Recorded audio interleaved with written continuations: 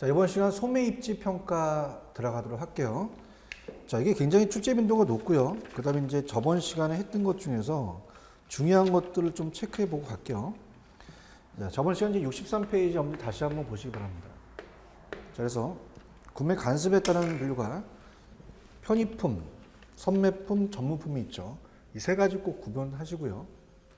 그 다음에 넘겨보시면 공간균배 원리에 따른 상점의 분류가 기출문제를 보셨어요. 그죠? 그러니까 매년 출제하겠다는 얘기거든요. 그래서 출제 가능성이 크니까 공간균배 원리에서 아까 시장이 좁고 탄력성이 작은 경우 집심, 시장이 넓고 크면은 우리가 분산이다. 좁고 작은 집심 이렇게 집심, 산재, 그 다음에 집재, 국부적 집중성 이렇게 보시고요. 그 다음에 이제 그 밑에 나와 있는 뭐 소매 입지 선정은 뭐 그렇게 중요하지는 않습니다. 그냥 참고적으로 보시고 그 다음에 이제 넘겨보시면 이제 어때요? 제가 70페이지 정도의 출점 지역 또는 상권과 부지 선정 시 고려사항은 보시라 그랬죠. 그죠? 그래서 보시고 그 다음에 이제 71페이지에 소매 입지의 평가 방법이 중요하다 그랬어요. 소매 입지의 평가 방법. 자, 소매 입지의 평가 방법입니다. 얘도 매년 출제된다고 봐야 돼요. 그래서 이제 어떻습니까? 우리가 수요 측정이 있죠. 수요 측정이 있고 그 다음에 수요 공급 측정이 있습니다. 전 시간에 이제 그 얘기를 했었죠. 수요 공급 측정이 또 있다. 그래서 이제 얘는 이제 BPI고요. 그 다음에 이제 SAI. 그 다음에 이제 두 가지에 대한 비교가 나오더랬죠. IRS랑 그 다음에 MEP. 요거에 대해서 이제 아주 깊게 들어가도록 할게요. 자, 일단은 뭐 우리가 먼저 이번에 수요의 측정입니다. 자, 수요의 측정을 간다. 자, 합니다. 수요가 있는 곳에 점포를 입지하라는 얘기예요. 그래서 이제 한번 읽어보겠습니다. 소매 점포가 입지하라는 지역의 수요를 측정하는 방법은 다양하지만 가장 쉬운 방법은 그 지역에 거주하는 인구 또는 가구 수와 그 각 가구의 가처분 소득. 가처분 소득은 어떻습니까? 전체 소득에서 조세를 뺀 거죠. 내가 처분할 수 있는 소득. 그래서 조사를 통해서 그 지역의 구매력을 파악하는 것이죠. 이 구매력에는 이 수요의 욕구를 얘기하면서 살 수 있는 능력까지 얘기를 하는 겁니다. 그래서 수요 측정의 방법은 지역의 수요를 측정할 때 그 지역의 인구수를 조사하는 것이 어떤 특정 집단의 가구 수를 조사하는 것보다 이제 더 효과적이죠. 그러나 이제 표적 시장이 정해진 경우 시장을 세분화하면 이제 타겟, 표적 시장이 선정해지잖아요. 그러면 그 지역의 인구수를 조사하는 것보다 특정 인구 집단의 가구 수를 조사하는 것이 더 효과적이다. 예를 들어서 이제 아동복을 판매하려는 점포라면 어린 자녀가 있는 가구만을 대상으로 조사하는 것이 또 바람직하겠죠. 자, 그러면 이제 본격적으로 자, 수요 측정의 구매력 지수로 한번 가볼게요. 자, 출제 빈도가 높죠. 그래서 이제 우리가 BPI라고 하는데요. 바이닝 파워 인덱스죠. 그래서 이제 미국 세일즈 앤드 마케팅 매니지먼트사가 지역별 구매력을 이제 나타내는 대표적인 지표입니다. 미국의 경우는 각 지역에 그 대한 구매력 지수가 매년 조사 발표가 되고 있고요. 이 BPI는 소매 점포 입지를 우리가 분석할 때 해당 지역 시장의 구매력을 측정하는 기준이다. 여기서 이제 구매력은 그 지역 시장의 거주자들이 상품을 구매할 수 있는 능력을 얘기합니다. 그래서 이 BPI는 신규 점포의 수요 예측과 기존 점포의 실적 평가용으로 주로 우리가 사용되고 있다. 이렇게 봅니다. 그래서 이제 구매력 지수는 밑에 세 가지 지표를 이용해요. 그것은 이제 우리가 이 실제적인 유효소득, 전체적인 가처분 소득 중에서 차지하는 그 지역의 가처분 소득 비율과 인구, 총인구에서 차지하는 그 지역 인구의 비율, 그리고 소매 매출액, 전체 소매 매출액에서 차지하는 그 지역의 소매 매출액 비율입니다. 그래서 BPI와 같이 이제 계산을 한다면요, 얘는 0.5라는 자체가 이제 하나 이제 우리가 거기서 주는 이제 어떻습니까? 기여도에 따른 부여도죠. 여기서 0.5, 0.3 등의 가중치는 각 요인의 구매력에 대한 기여도에 부여하는 겁니다. 가중치라고 얘기하는데요. 자, 이제 X라는 자체가 우리가 가처분 소득, 가처분 소득에 대한 비율이고요. 그 다음에 0.3Y는 우리가 이제 소매 매출액 비율, 소매 매출액 비율이다. 이렇게 보고요. 자, 곱하기 0.2Z라는 것은, 자, 이건 이제 인구 비율입니다. 인구 비율을 따진다. 자, 이렇게 보는 거죠. 그래서 이제 그 내용을 보면은 X는 전체 가처분 소득 중에서 이 차지하는 어때요? 그 지역의 가처분 소득 비율이고, Y는 전체 소매 매출액을 차지하는 그 지역의 소매 매출액 비율, Z는 총인구에 대한 그 지역 인구 비율이라고 얘기합니다. 그럼 이 구매력 지수에 대한 응용은, 자, 이 BPI가 높을수록 시장의 구매력이 크다는 얘기죠. 따라서 그 지역은 신규 점포를 우리가 내기에 매력적이라는 겁니다. 구매력이 많으니까. 그래서 BPI를 좀 더 현실적으로 적용하여 특정 가게에 판매되는 제품의 판매 잠재를 예측할 수가 있고요. 그 다음에 이제 밑에 보시면은, 자, 품질 지수라는 게 있습니다. 품질 지수는 어떻습니까?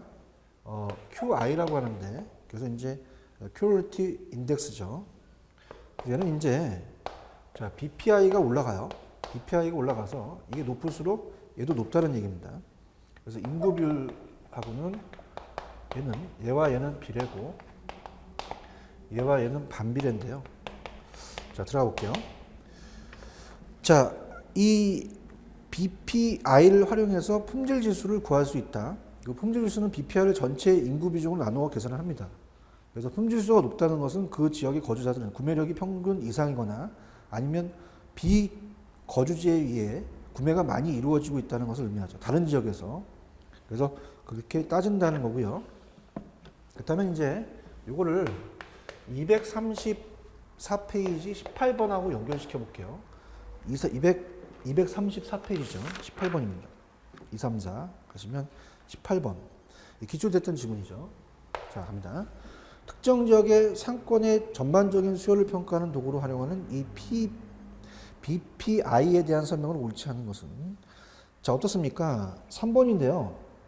자, 얘는 그 소매 점포 입지 분석을 할 때 해당 지역 시장의 구매력을 측정하는 기준으로 사용되는 것으로 해당 시장에서 구매할 수 있는 능력을 나타내는 거죠. 그래서 뭐 우리가 3번에 보시면 전체 매장 면적에서 해당 지역의 매장 면적이 차지하는 비율을 얘기하는 게 아닙니다. 그래서 지역 상권 수요에 영향을 미치는 핵심 변수를 선정하고 이러한 가중치를 또 부여한다 그랬죠. 전체 인구에서 해당 지역 인구가 차지하는 비율이죠. 그래서 2번이 우리가 그 비율을 얘기한 거고요. 3번이 틀렸고, 전체 가처분 소득에서 해당 지역의 가처분 소득이 차지하는 비율, 전체 소매 매출액에서 해당 지역의 소매 매출이 차지하는 비율, 자, 이렇게 되겠죠. 그죠? 그래서 그런 식으로 여러분이 체크하시면 돼요. 그래서 정답은 3번이 아니다. 이렇게 보시면 되고, 그 다음에 이제 오른쪽에 가시면 이제 판매 활동 지수라는 게 있습니다. 판매 활동 지수.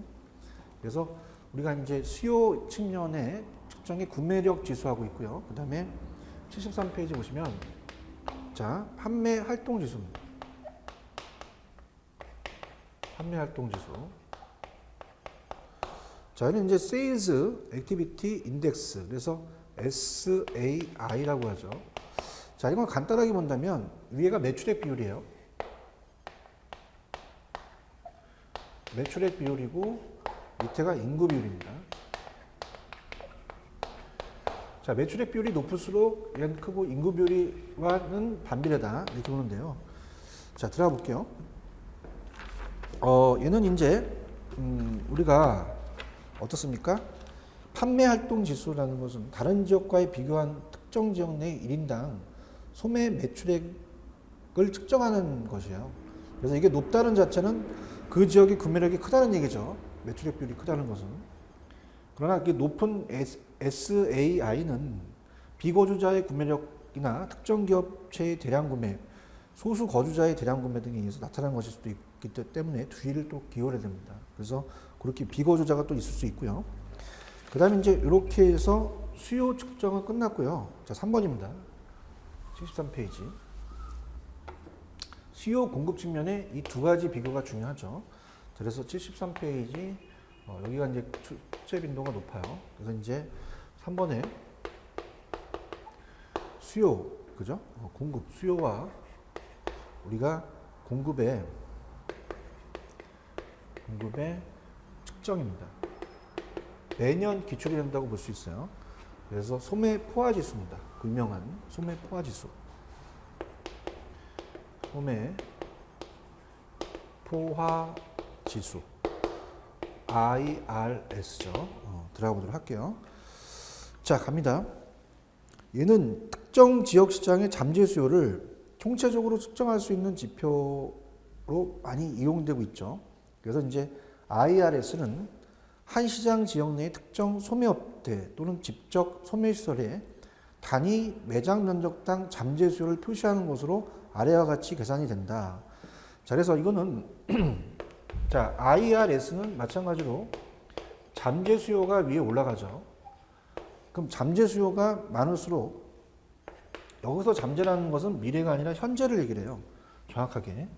일단 이제 그 MEP랑 좀 우리가 구분돼서 좀 배워두셔야 할 내용입니다. 그래서 우리가 얘는 현재를 얘기한다. 그 다음에 이제 어떻습니까? 밑에는 이제 면적이 들어가죠. 그러면 소매 포화 지수는 이 자체가 이제 수요가 많을수록 좋은 건데요. 이 점포수, 이 면적은 점포수로 생각하시면 돼요. 점포수를 갖고 따질 수 있습니다. 그래서 우리가 만약에 경쟁업체 수가, 이 점포수가 지금 건물마다 만약에 커피 전문점이 있다. 그럼 경쟁이 굉장히 심해요. 이 점포수가 이제 면적이에요. 그래서 이제 A 점포, B 점포, C 점포가 있다. 그럼 A 점포가 만약에 10제곱미터고 B 점포도 10제곱미터, 그 다음에 C 점포도 10제곱미터다. 그럼 굉장히 포화당 이 자체가 안 좋다는 얘기죠. 그래서 면적이 적어야지만 이 비수가 높다는 거예요. 그래서 이제 거기 보시면은 자, 우리가 그 밑에 잠재 수요라는 자체가 이제 어떻게 되냐면요. 자, 이제 고객의 이제 그 지역 시장의 총 가구 수가 만약에 100가구라고 하고요. 100가구. 그다음에 이제 그 어떻습니까? 우리가 가구당 특정 업태에 대한 지출액이 이제 햄버거를 지출한다. 햄버거를 지출하는 금액이 뭐 10,000원이다. 그죠? 10,000원이다. 라고 하면은 요 전체 금액이 얼마가 나와요? 우리가 100만 원이 나오죠. 100만 원. 거기서 이제 면적이 지금 100제곱미터다. 라고 한다면 자, 이 IRS는 이제 10,000원이 된다. 이렇게 됩니다. 그래서 그 IRS 이렇게 해서 그런 식으로 이제 구하는 거예요. 그러면 밑에 이 IRS는 지역 시장의 수요는 물론 공급을 종합적으로 측정할 수 있는 지표로서 신규 점포에 대한 시장 잠재력을 측정할 때 유용하게 사용되는 거죠. 그래서 이제 이 잠재는 현재라는 거 이렇게 보시면 되고, 그러면 소매 포화 지수의 활용은 이 지수가 클수록 수요가 공급에 비해 크다는 것은 수요에 비해 점포가 작아서 공급이 적다는 것을 의미합니다. 현재 과도 점포의 상태이기 때문에 따라서 잠재적으로 우리가 이 고객을 흡입할 수 있는 기회가 많으므로 그 지역이 매력적이라는 것을 의미하죠. 그 다음에 이제 그러나 이 특정 지역의 IRS는 그 자체로는 큰 의미를 지니지 못하고 다른 지역의 IRS와 비교해야 큰 의미가 또 분명해지죠. 이게 크다는 것은 그 지역의 잠재 수요가 다른 지역에 비해 상대적으로 더 크다는 것을 의미합니다. 자, 그럼 IRS는 우리가 아까 봤던 수요 측정에 BPI와 함께 사용될 수가 있는데, 아까 BPI가 아무리 높아도 IRS가 낮아서 그 지역의 경쟁 강도가 높다면 소매 입지로 적당하지 못하다는 거죠. 그래서 BPI만 가지고는 이제 수요 측면이고요. 지역 분석이 불충분하기 때문에 수요 공급을 함께 고려하는 이 IRS가 나오게 된 거죠. 그 다음에 이제 그래서 이제 수요 공급 모두 고려한다는 게 IRS고요. 자, 우리가 동그라미 D급번을 가시면 자, 우리가 소매 포화 지수의 평가는 이 IRS는 경쟁의 그 양적인 측면만 고려했습니다. 점포의 수, 차지하는 면적이죠. 질적인 측면은 고려하지 못했습니다. 그래서 미래의 신규 수요를 반영하지 못했다는 것은 지금 요거는 현재라는 얘기예요. 잠재가. 비난을 받고요. 그래서 이제 또한 거주자들은 그 지역 시장의 밖에서의 쇼핑 정도 아웃 쇼핑을 반영하지 못했다는 또 문제점이 있습니다. 그래서 IRS는 점포가 비슷한 전통적인 슈퍼마켓 등에는 적용이 유명하나 스포츠 용품이나 가구점 등은 전문화된 것은 먼 지역에 또 있잖아요. 그래서 그런 것들이 이제 우리가 어떻습니까? IRS에 대한 단점을 이제 수정하기 위해서 MEP가 나온 거죠. 자, 그렇다면 여기까지만 끊어서 어려우니까 하나씩 문제를 볼게요. 일단은 163페이지 가시면 우리가 27번을 봅니다. 자, 27번을 보면 163페이지. 자, 163페이지 27번입니다. 자, 갈게요. 입지에 대한 후보지의 상권 규모를 측정하기 위한 시장 잠재력 평가 중 올바르지 않는 것은, 자, 우리가 지금 좀 전에 봤던 5번에 소매 포화 지수가 낮으면 수요에 비해 특정 업체의 매장 면적이 상대적으로 더 작다는 것을 의미한다. 자, 어떻습니까? 이 포화 지수가 낮다는 건 수요에 비해 특정 업체의 면적이 상대적으로 더 크다는 얘기죠, 그죠? 그래서 얘랑 반대니까, 그래서 어떻습니까? 그 반대니까 그렇게 염두에 보시면 돼요. 그래서 요게 이제 틀렸다고 봐야 되고요. 그 다음에 넘기시면은, 자, 아까 소매 포화 지수의 평가에, 그 평가에 이제 250페이지 가시면, 자, 250페이지 가시면, 우리가 8번 문제입니다. 8번 문제를 볼게요. 258페이지 8번. 그래서 258페이지 8번을 보시면, 아니죠. 250페이지입니다. 250페이지. 기출문제입니다. 자, 250페이지 8번을 보면 기출됐던 문제죠. 자, 소매 포화 지수의 설명을 옳지 않은 것은, 자, 이 소매 포화 지수는 미래 신규 수요를 반영하지 못했어요. 그래서 이게 현재라는 자체, 잠재는 현재입니다. 그래서 이 미래 수요, 신규 수요까지 반영함으로써 미래 시장 잠재력을 측정할 때 유용한 게 아니라 미래 신규 수요를 반영하지 못했다는 단점이죠. 그래서 지금 요거와 연결시킬 게, 그래서 나온 게 이제 그걸 보완하기 위해서 시장 확장 잠재력 지수라는 게 나옵니다. 그래서 우리가 MEP가 탄생하는 거죠. 자, 그래서 들어갈게요. 요거는 이제 이렇게 해서 우리가 현재에 대한 걸 따진 거고요. 그래서 이거를 보완하기 위해서 우리가 시장 확장 그 잠재력 지수가 나오게 된 겁니다. 그래서 이제 MEP죠. 그래서 이거와 이게 비교하는 문제가 나오기 때문에 굉장히 중요하다고 볼 수 있어요. 그래서 얘는 그 소매 포화 지수가 낮은 지역이라고 해서 미래의 잠재력도 낮은 것은 아니다. 그 이유는 지역의 소비자들이 해당 지역의 욕구를 충족시키지 못해서 다른 지역에 나가서 쇼핑을 할 수도 있어요. 그러니까 이 잠재적 수요도 있다는 얘기죠. 다른 지역에 가는 것 뿐이지. 그래서 그런 걸 따져보자는 겁니다. 그래서 우리가 이제 밑에 시장 확장 잠재력 지수의 측정은 어떻습니까? 그 지역 시장의 매력도는 기존의 수요와 공급뿐만 아니라 미래, 자, 이거는 미래죠. 현재가 아니라 잠재력을 따지니까. 그래서 미래의 시장 상황 잠재력에 의해서 또 영향을 받는다. 그래서 미래 시장 확장 잠재력을 나타내는 것이 시장 확장 잠재력 지수입니다. 그래서 우리가 마켓 익스펜션, 포텐셜론이라는 것은 우리가 어떻습니까? 잠재력을 얘기하죠. 미래에. 이 지표는 지역 시장의 미래의 신규 수요를 상술할 수 있는 잠재력을 반영하는 지표가 되는 해당 상품 서비스에 대한 예상 수요액을 총 매장 면적으로 나눈 거죠. 그래서 만약에 이제 미래에 대해서, 자, MEP가 만약에 총 매장 면적이 만약에 2만이다. 제곱미터. 그럼 해당 상품의 예상 수요가 미래 수요의 흡입 능력을 따져봤더니 3만 원이더라. 자, 그럼 얘가 1.5가 되겠죠. 미래를 예측하는 거야. 그 시장 확장 잠재력은 지역에서 미래의 새로운 수요를 이끌어낼 수 있는 가능성을 의미하죠.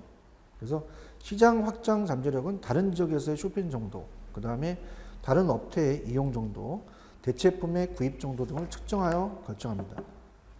그래서 이 시장 확장 잠재력 지수의 활용은 이 지역 시장의 매력도를 평가해서 IRS의 문제점을 보완해서 구체적으로 거주자들의 지역 시장 이외에 다른 지역의 쇼핑 지출액을 또 추정하게 되는 거죠. 그래서 이 MEP 값이 크다는 것은 이 거주자들은 이 다른 지역에서 또 거주자들이 다른 지역에서 쇼핑 정도가 높다는 것을 의미합니다. 따라서 시장 확대 잠재력이 높다는 거죠. 이 지역의 토지가 다른 지역에 또 구매하기 때문에 그런 거죠. 자, 그다음에 이제 IRS와 MEP에 대한 활용, 이 결합에 의해서요. 자, IRS는 이제 가장 중요한 게 이 잠재라는 자체가 현재고요. 자, 얘는 미래입니다. 현재와 미래를 가지고 이 두 가지를 함께 사용하여 평가됐을 때 아래 그림은 시장 매력도를 네 가지 유형으로 이제 분류하는데요. 자, 이렇게 봅니다. 지금 여러분 이제 내용이 이제 많기 때문에 그 내용을 다 적지 않고요. 제가 이제 기호로 그냥 이렇게 한번 해볼게요. 자, MEP가 이쪽이고요. 그 다음에 어떻습니까? IRS가 이쪽이다. 그러면 이제 고, 높고, 로, 낮다는 얘기죠.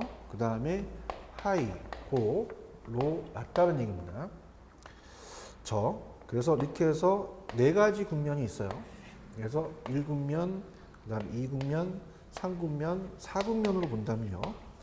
자, 일단은 여기하고 여기를 한번 비교해 볼게요. 자, 1분면입니다. 그래서 나중에 이제 밑에 그 분면에 대해서 나오는데요. 자, 1분면은 어떻게 됩니까? 우리가 IRS도 높고, 자, 분면은 이제 어떻습니까? 1분면은. 자, 현재 IRS가 높다는 자체는 그만큼 경쟁 점포가 적다는 얘기죠. 좋다는 얘기입니다. 좋고, 그 다음 미래의 잠재력은 높다는 얘기입니다. 그래서 미래의 잠재력은 높다. 좋은 시장이죠. 아주 기가 막힌 시장입니다. 근데 반면에 우리가 4분면을 봅니다. 자, 4분면을 보면은, 자, 우리가 IRS는 우리가 어때요? 4분면에 보시면 IRS가 이제 낮고 이 MEP도 낮다는 얘기죠. 그러면 반대로 얘랑 현재의 경쟁 점포가 많다는 얘기예요. 많고, 그 다음에 미래 잠재력도 떨어진다는 얘기죠. 아, 이건 진짜 나쁜 겁니다. 그죠? 최악인 시장이에요. 최악. 좋은 시장이 아니라 최악 시장이다. 그죠? 최고의 이제 악 시장이다. 최악 시장이다. 그래서 우리가 이제 그 IRS는 어떻습니까? 우리가 이 경쟁 점포가 많다는 얘기는, 경쟁 점포가 많다는 것은 그만큼 이 IRS가 낮다는 얘기거든요. 그러면 이제 어떻습니까? 이 3번하고 4번은 어떻게 했어요? 사람에 따라 틀리겠죠. 자, 3번은 어떨까? 우리가 현재는 낮지만 현실은 안 좋아요. 근데 미래는 좋죠. 그러니까 난 현실은 안 좋지만 미래를 보고 하겠다. 그죠? 경쟁 정도를 봤을 때 경쟁 정도가 높지만 미래는 안 좋은데 현재가 좋은 거. 그래서 현재는 안 좋지만 미래를 보는 거고요. 그렇지만 얘는 어떻게 됩니까? 자체적으로 미래의 잠재력이 낮죠. 낮습니다, 우리가. 그래서 어떻습니까? 우리가 현재는 굉장히 좋죠. 그러니까 현재 만족하고 난 살겠다. 현재는 좋다. 경쟁 정도 낮으니까. 미래의 잠재력이 낮다. 내일은 알 수가 없으니까 미래까지 이제 알 필요가 없다. 이런 얘기예요. 그래서 그걸 가지고 이제 천천히 한번 가볼게요. 내용을 이제 읽어보시면 됩니다. 이제 갈게요. 각 상황에 대한 평가입니다. 그래서 위에 이제 그 1분면은 현재 경쟁 정도가 낮고 확장 잠재력이 높은 경우, 그 다음에 4분면은 현재 경쟁 정도 높고, 그 다음에 확장 잠재력도 낮은 경우니까 안 좋죠. 그 다음에 2, 3은 이제 3에 따라 틀리겠죠. 각 상황에 대한 평가를 볼게요. 그러면 IRS와 그 다음에 이 MEP가 모두 높은 지역 시장은 가장 매력적인 시장입니다. 1분면. 그래서 높은 IRS는 시장의 포화 정도가 낮아서 우리가 아직 경쟁이 치열하지 않음을 의미하며, 높은 MEP는 총수요의 증가 가능성이 높다는 얘기죠. 근데 IRS와 MEP가 모두 낮은 시장이 치열한 그 경쟁인 낮은 시장 확장 가능성을 반영하는 신규 점포 진출에 시장 후보주는 적절하지 않는 게 바로 여기입니다. 그 다음에 2, 3면 국면은 해당하는 지역 시장의 매력도는 낮지도 않은 수준이므로 결국 자사 점포의 경쟁력에 의해서 좌우된다는 얘기죠. 그렇게 여러분들 보시면 됩니다. 그래서 이제 요거는 230페이지 정도의 문제를 한번 다뤄볼게요. 좀 어렵거든요. 자, 230페이지로 갑니다. 자, 230으로 가시면 230페이지에 우리가 그 10번이 있는데 10번에 대한 얘기는 조금 여러분들 이제 그 내용이 좀 많네요. 그래서 이건 좀 시간이 걸리니까 여러분들이 그 10번 문제는 여러분한테 그냥 맡기고요. 그 다음에 이제 넘겨보시면은 자, 넘기시면은 이제 그 경제적 기반이라는 게 있습니다. 그래서 이 특정 시장의 매력도는 이제 IRS와 MEP에 의해서 측정되지만 가능한 한 그 지역의 경제적 기반도 함께 평가해야 된다. 그래서 이 경제적 기반이 평가 대상이 되는 요인은 이제 미래 경제 활성화 정도, 그다음에 광고 매체의 이용 가능성 비용, 그다음에 근로자의 이용 가능성과 비용, 그다음에 지자체의 지역 경제 활성화에 대한 노력, 그다음에 지역 시장에 대한 정부의 법적 규제, 이렇게 이제 나눈다, 이렇게 여러분들이 보시면 됩니다. 자, 그러면 여기 양가로 4번에다가 별표를 쳐놓으세요. 자, 이 상권 분석에서 입지라는 건 굉장히 중요합니다. 그래서 76페이지 갑니다. 그래서 제가 이제 논문을 쓴 SSM의 입지에 대해서 이제 썼는데요. 박사 논문을. 우리 이제 입지의 제 지도 교수님이 입지의 대가이십니다. 그죠? 입지 선정, 입지 파트의 이제 학문적인 이제 가장 권위가 있으신 분인데, 그분이 이제 항상 강조하는 게 넬슨의 이제 소매 입지의 8가지 원칙이에요. 그래서 이 4번이 출제 빈도가 굉장히 높습니다. 별표 한 3개 쳐놓으시고요. 하나씩 천천히 한번 들어가 볼게요. 자, 제목은 점포의 입지 평가입니다. 그래서 넬슨이라는 학자는요, 그 소매 입지, 넬슨의 소매 입지론이에요. 소매 입지론. 그래서 이 8가지의 소매 입지론에서 양립성을 제일 강조합니다. 양립성을 제일 강조하기 때문에 양립성이 시험 문제 최근에 문제가 기출 문제 나왔어요. 당연히 중요하니까 냈겠죠. 자, 그래서 넬슨은 점포의 경영 주체가 이 최대의 이익을 얻을 수 있는 우리가 어떻습니까? 매출액을 확보하기 위해서는 어떤 점을 고려할 건지 8가지 원칙을 적용합니다. 그래서 그중 가장 중요한 게 양립성이라고 그랬죠.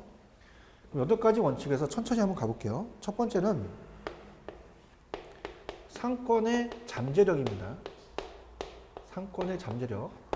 자, 우리가 어떻습니까? 우리 그 잠재적 발전성이라는 것은 지금도 중요하겠지만 앞으로 인구나 수입이 증대하고 있는 지역이 된다라는 얘기예요. 잠재 가능성을 따진다는 얘기죠. 그래서 잠재력이란 그 어떻습니까? 창업자가 진입한 상권이 얼마나 많은 인구를 포함하고 있어서 매출액과 수익성이 어느 정도의 영향을 미칠 수 있는가를 의미하는 거죠. 상권의 크기와 수익 창출 능력을 말합니다. 그래서 상권의 이제 잠재력은 여러 가지 법적 제약에 따라서도 달라지지만 토지의 용도나 건축에 대한 규제가 까다로울수록 그만큼 상권의 잠재력은 또 한계가 있겠죠. 그 다음에 두 번째는 접근의 가능성입니다. 그래서 우리가 접근 가능성을 보는 거죠.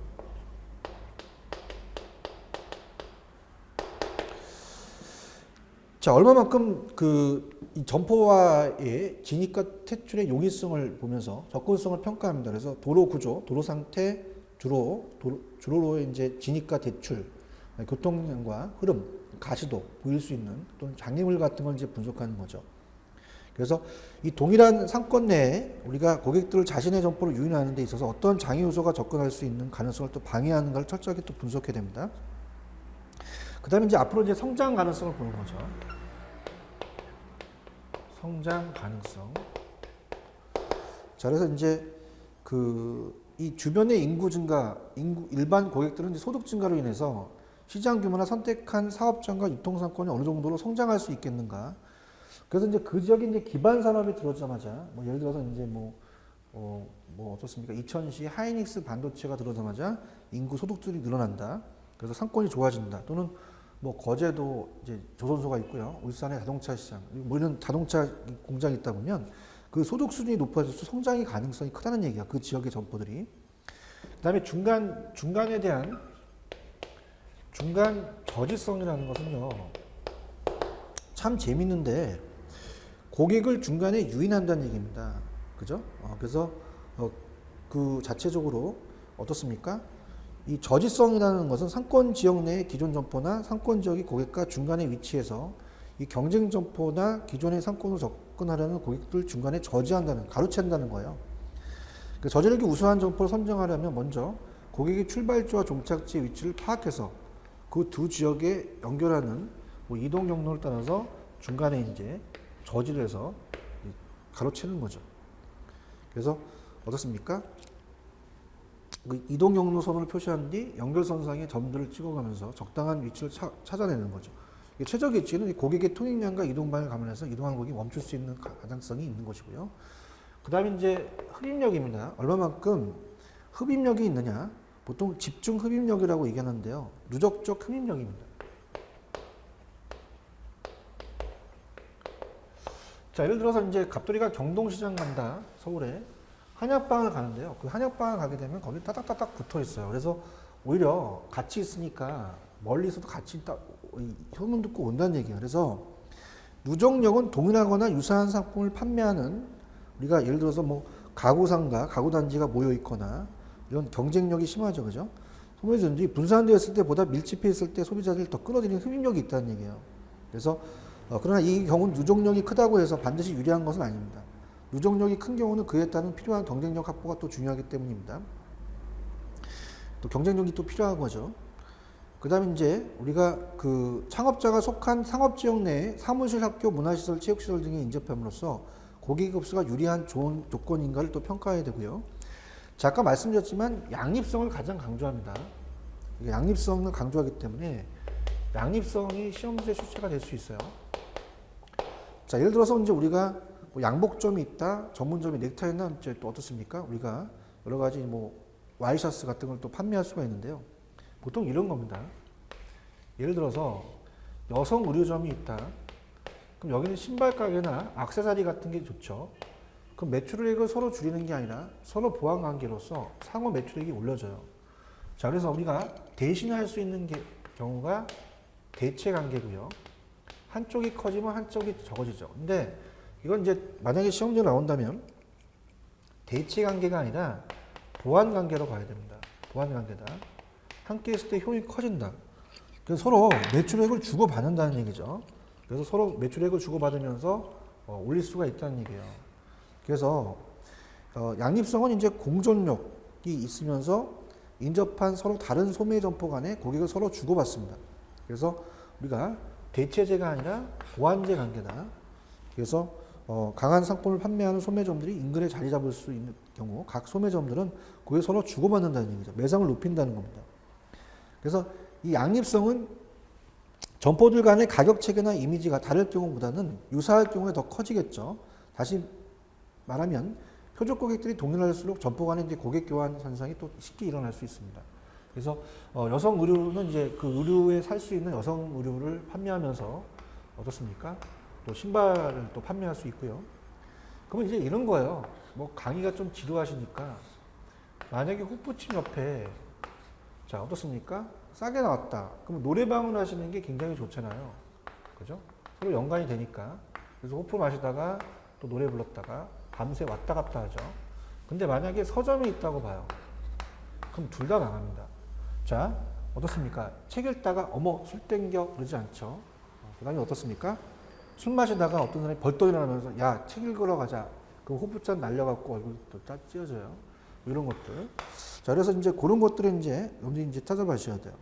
그래서 이제 이 표적 고객층이 동일할수록 점포 간에 이제 고객 교환 현상이 또 일어난다는 거죠. 그다음에 경쟁을 이제 좀 회피를 해야 됩니다. 경쟁이 또 치열하면 안 되니까 또 경쟁이 또 회피를 딱 따져봐야 돼요.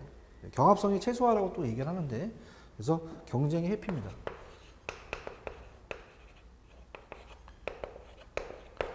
그래서 싸우지 않고 이기는 것. 그래서 이제 창업자가 진입한 상권의 경쟁점이 입지해서 이 경쟁점의 규모, 형태 등을 감안해서 예비 창업자의 사업장이 기존 점포와 우위를 확보할 수 있는 가능성 및 차후에 새로운 경쟁점이 입점할수록 창업화 사업장에 밀집 영향 정도를 나게 하죠.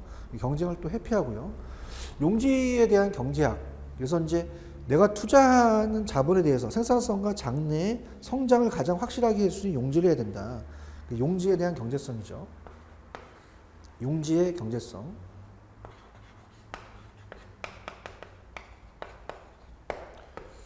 자, 그래서 어떻습니까? 창업자가 진입할 상권의 입지 가격이나 비용 등으로 인한 수익성과 생산성 정도를 검토를 해봐야 된다는 얘기예요. 그래서 넘겨보시면 예를 들어서 이제 임대료가 비싼 지역이 반드시 가장 좋은 지역은 아닙니다. 우리가 서로 또한 이제 편의점이 적합한 지역이 반드시 전문점에 적합한 건 아니죠. 서로 적합한 게 다 다르겠죠. 그래서 점포 입지를 정할 때는 고려할 비용 요인은 임대료, 보험료, 전기, 수도요금, 유지비, 각종 재세공값을 따져야 되는 용지에 대해서 이제 우리가 경제성을 따져야 된다. 자, 이렇게 정리를 하시면 돼요.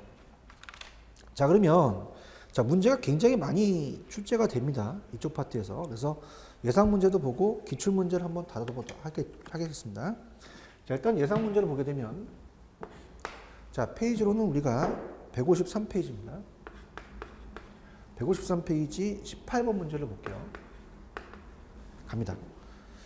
자, 158페이지 18번 갑니다.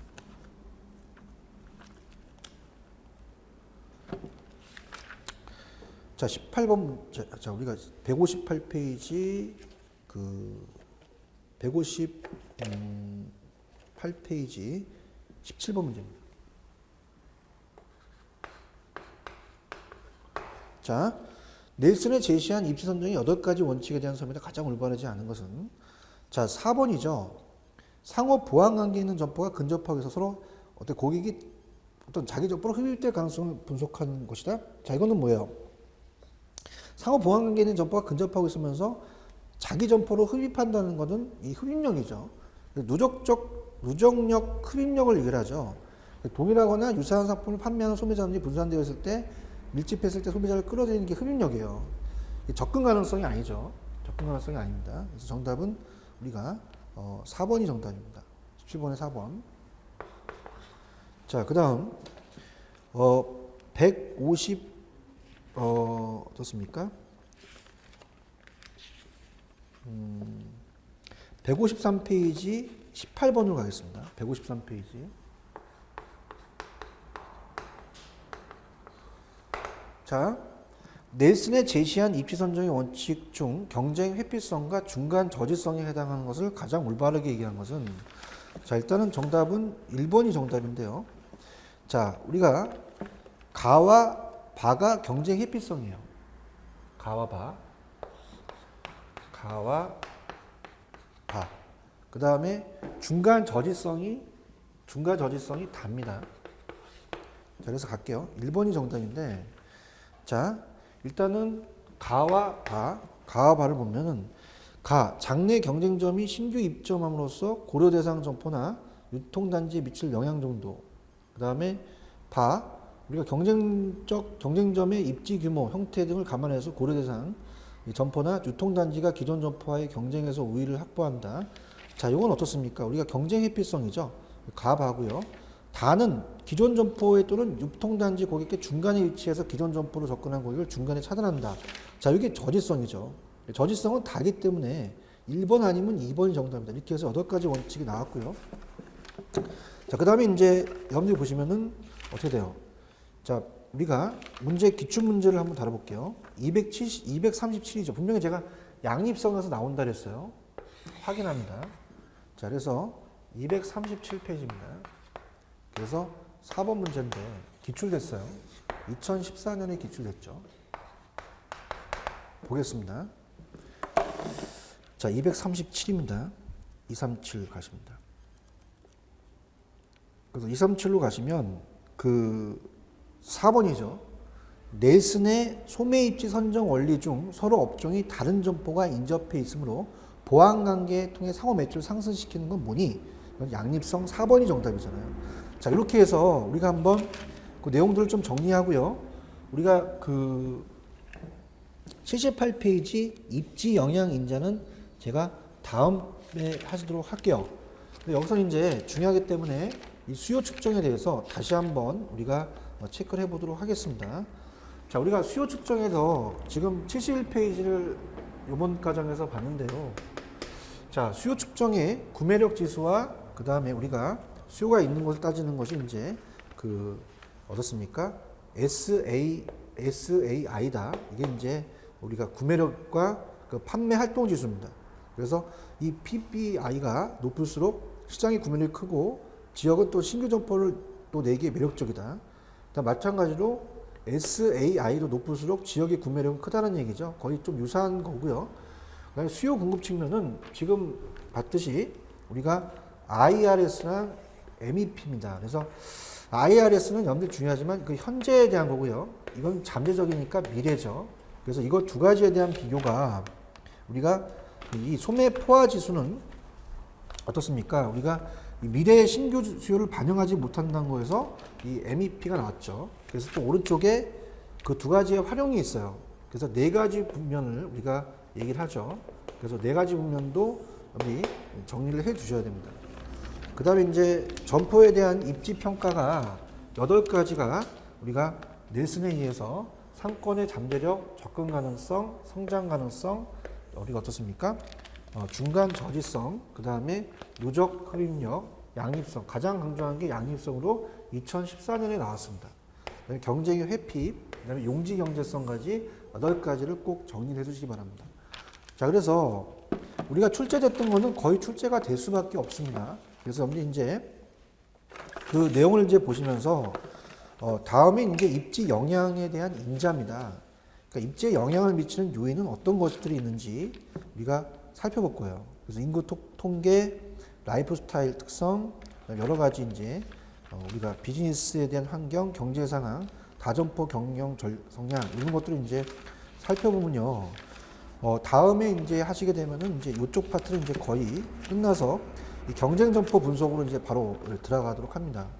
자, 그래서 지금 봤듯이요. 우리가 아까 이번 시간하고 저번 시간에 연결시켜서 가장 중요한 것은 상점의 분류가 구매 간습 앱, 편의, 선매, 전문품, 그 다음에 공간 분배의 원리에 따른 상점에 대한 분류가 집심, 집재, 산재, 국부죠. 여기 중점적으로 가시고요.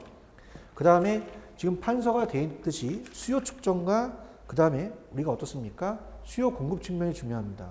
그래서 수요 측면에서는 이제 구매력 지수와 판매 활동 지수가 높을수록 좋고요. 소매 포화 지수는 현재인데 시장 확장 잠재력 지수는 미래에 대한 그런 수정에 대한 나왔고 그 다음에 마지막으로 넬슨의 8가지 원칙을 꼭 정리해 주세요. 그래서 이렇습니다. 여러분들 우리가 문제 자체가 이 상권 분석에서 20문제로서 5점에 100점입니다. 그래서 이 점수를 많이 받으셔야 돼요. 근데 물론 뭐 여러분이 그 만점 받을 거라고 생각하신다면은 물론 뭐 공부도 되고 그렇지만은 학점을 우리가 자격증 따라오셨지 물론 뭐 우리 유통관리사도 이제 학점에 대한 인정을 하지만 여러분이 충분히 이제 학점에 대한 선으로 가셔야 돼요. 그래서 무조건 이제 기출문제 위주로 최근 경향입니다. 그러니까 예전 거는 사지선다다 보니까 좀 안 맞을 수 있어요. 근데 최근 경향은 문제가 항상 저도 기출을 하게 되면 최근 3개년도가 중요합니다. 그래서 그걸 맞춰갖고 여러분이 공부를 하시면 됩니다. 다음에 우리가 그 입지 영향 인자는 다음에 제가 강의하도록 하겠습니다. 자, 이번 강의 여기 마치고요. 다음에 뵙도록 할게요. 여러분들 수고들 하셨습니다. 감사합니다.